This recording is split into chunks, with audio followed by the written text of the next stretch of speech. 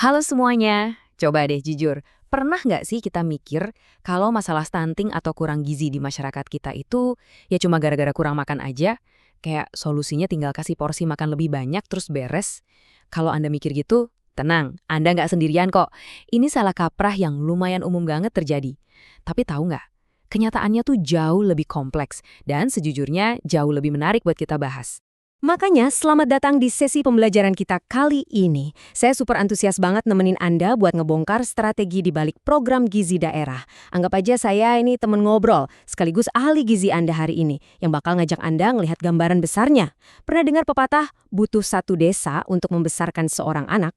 Nah, di sesi ini, kita bakal lihat gimana pepatah itu benar-benar kejadian di dunia nyata. Ini bukan cuma tugas satu dua orang, tapi tugas kita bareng-bareng.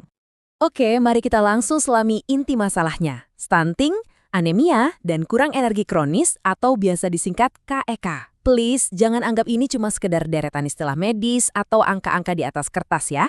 Berdasarkan data Kemenkes tahun 2023, kondisi-kondisi ini tuh ibarat ancaman tersembunyi yang nyata. Mereka ini secara langsung ngancam kualitas sumber daya manusia masa depan Indonesia. Coba bayangin, kita lagi ngomongin generasi penerus yang bisa aja kehilangan potensi kecerdasan dan produktivitas maksimal mereka kalau kita nggak gerak cepat dari sekarang. Nah, biar kita bisa paham gimana pemerintah dan masyarakat nyelesain masalah raksasa ini, kita udah punya peta jalan yang simple. Pertama, kita bakal bahas ancaman kualitas SDM, lanjut kedua kunci intervensi gizi, terus ngelihat peran vital puskesmas, disusul sinergi lintas sektor, dan ditutup dengan gimana kita menghadapi tantangan bersama. Kita mulai dari yang pertama, ancaman kualitas SDM Indonesia. Poin krusial di sini adalah kita harus sadar betul kalau kesehatan seorang ibu hamil hari ini dan nutrisi yang diterima balita saat ini itu adalah pondasi mutlak buat nyiptain generasi masa depan yang juara. Jadi, apa sih sebenarnya misi utama dari program gizi daerah ini? Upayanya tuh benar-benar menyeluruh, nggak cuma ngobatin yang sakit. Kita bicara soal langkah promotif, preventif, kuratif, sampai rehabilitatif. Intinya, secara aktif ningkatin status gizi baik di masyarakat dan memaksimalkan kesehatan ibu dan anak. Tujuannya benar-benar visioner, nyiptain generasi yang nggak cuma badannya aja yang sehat, tapi otaknya juga cerdas dan punya produktivitas tinggi. Ini benar-benar investasi jangka panjang buat kemajuan bangsa kita. Sip, kita beralih ke bagian kedua. Disinilah paradigma kita bakal sedikit digoyang nih. Dua kunci intervensi gizi. Kayak yang sempat saya singgung di awal tadi, urusan gizi itu nyatanya bukan cuma soal apa yang tersaji di atas piring makan keluarga. Coba deh kita bayangin kita lagi ngebangun sebuah rumah. Nah, ada yang namanya intervensi spesifik. Ini tuh ibarat batu batanya, hal-hal medis langsung kayak ngasih makanan tambahan, imunisasi, dan suplemen untuk 1000 hari pertama kehidupan. Penting banget buat hasil jangka pendek. Tapi, coba tebak, ada yang namanya intervensi sensitif, dan ini adalah pondasinya. Isinya soal ketersediaan air bersih, sanitasi yang layak, edukasi keluarga, sampai ketahanan pangan. Tahukah Anda, intervensi sensitif inilah yang nyumbang keberhasilan sampai 70%. Bayangin aja, 70%. Tanpa air bersih dan sanitasi yang benar, sehebat apapun vitamin yang kita kasih, stunting bakal susah banget dikalahin. Terus gimana dua hal raksasa tadi dijalankan di dunia nyata? Pastinya butuh proses yang benar-benar terstruktur. Pertama, perencanaan yang harus berbasis analisis data real dari masyarakat. Kedua, pengorganisasian dengan ngebentuk tim konvergensi antar dinas. Ketiga, pelaksanaan langsung di lapangan. Dan pastinya ditutup sama monitoring dan evaluasi pakai sistem digital biar terus terpantau dan tepat sasaran. Langkah-langkah ini diatur cermat banget buat mastiin programnya beneran ngejawab kebutuhan warga. Oke, sekarang kita masuk ke bagian ketiga, peran vital puskesmas. Disinilah semua teori dan rencana di atas meja tadi benar-benar ketemu sama aksi nyata di lapangan. Dedikasi tenaga kesehatan kita di garda terdepan ini luar biasa banget loh. Puskesmas itu nyatanya bukan cuma klinik tempat orang datang minta obat pas lagi demam. Mereka ini benteng pertahanan pertama kita. Fungsinya ganda, sebagai pusat pelayanan kesehatan langsung, sekaligus jadi pusat edukasi dan pemberdayaan masyarakat buat urusan gizi. Kalau kita intip operasi harian mereka, sibuknya luar biasa komprehensif.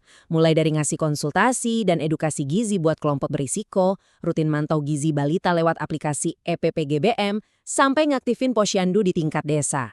Dan yang paling nyentuh nih, mereka juga ngelakuin kunjungan rumah langsung ke keluarga yang lagi ngalamin stunting. Jadi nakes kita ini benar-benar melangkah keluar dari klinik, ngetuk pintu rumah warga pakai pendekatan hati ke hati yang luar biasa. Tapi gini, sehebat-hebatnya orang puskesmas, mereka jelas nggak mungkin bisa nyelesain masalah masif ini sendirian. Makanya kita masuk ke bagian keempat, sinergi kuat lintas sektor. Ini tuh momen mirip Avengers Assemble, di mana semua elemen pemerintahan dan masyarakat harus bahu-membahu. Coba deh perhatiin pembagian perannya. Dinas Kesehatan ngurusin medis, kasih suplemen, sama imunisasi dasar, itu udah pasti. Tapi lihat yang lain, Dinas Pendidikan perannya sangat penting buat ngajarin literasi gizi di sekolah-sekolah. Dinas Pertanian bertugas mastiin ketahanan pangan lokal, misal lewat program pekarangan pangan. Pemerintah desa juga bantuin ngucurin dana buat operasional posyandu. Terus, jangan lupain ibu-ibu PKK dan kader yang mendampingi warga pakai demo masak sehat segala. Sinergi ini ngebuktiin banget kalau peran guru, petani, dan kepala desa itu posisinya sama pentingnya sama peran dokter. Nah, ketika semua sektor tadi berhasil sinkron, nyambungin data dan anggaran mereka, terciptalah apa yang disebut titik konvergensi. Sederhananya, makin kuat kerjasama antar instansi, makin luas cakupan pelayanannya. Lewat konvergensi ini, kita bisa narik jangkauan perlindungan sampai nyentuh 100% target prioritas. Tujuannya cuma satu, mastiin nggak ada satu keluarga pun yang tertinggal. Tentu aja, di teori atau di slide presentasi semua ini kedengeran mulus banget kan? Tapi di lapangan, eksekusinya seringkali nabrak tembok realita. Makanya kita masuk ke bagian terakhir, menghadapi tantangan bersama. Kita harus realistis. Sering banget muncul masalah kurangnya koordinasi data real antar instansi, terus ada kendala geografis. Kebayangkan susahnya masyarakat di daerah terpencil buat ngakses fasilitas kesehatan. Belum lagi tantangan yang bersumber dari kondisi sosial masyarakat itu sendiri. Kayak kurangnya pengetahuan dasar dan kuatnya kebiasaan budaya lokal yang sayangnya kadang malah bertentangan dengan prinsip gizi dan sanitasi yang benar. Tapi, di setiap tantangan selalu ada solusinya. Pemerintah terus dorong digitalisasi sistem IT biar data pada nyambung, ningkatin kapasitas kader dan nakes biar makin jago, dan yang paling penting, mempromosikan ketahanan pangan lokal berbasis keluarga. Ingat, gizi bagus itu nggak harus makanan mahal. Kita bisa banget kok mengedukasi warga pakai kearifan lokal, manfaatin sayur mayur atau sumber protein yang gampang ditanam dan diternak di pekarangan sendiri buat nyiptain asupan gizi yang kaya. Jadi, kesimpulannya, beresin masalah stunting dan KEK itu murni kerja gotong royong yang butuh banget sinergi dari segala lini. Setelah kita ngobrolin banyak hal hari ini, mulai dari pentingnya air bersih yang sumbangsihnya sampai 70%, sampai pentingnya kolaborasi lintas sektor yang keren banget tadi, sekarang pertanyaannya berbalik ke Anda. Langkah kecil apa sih yang kira-kira bisa Anda, keluarga Anda, atau desa Anda ambil besok pagi buat ikut ngedukung ekosistem kesehatan ini? Yuk, jadikan wawasan ini sebagai bahan bakar buat mulai peduli. Terima kasih banyak udah nyimak obrolan kita di sesi ini, dan sampai jumpa di pembelajaran seru berikutnya.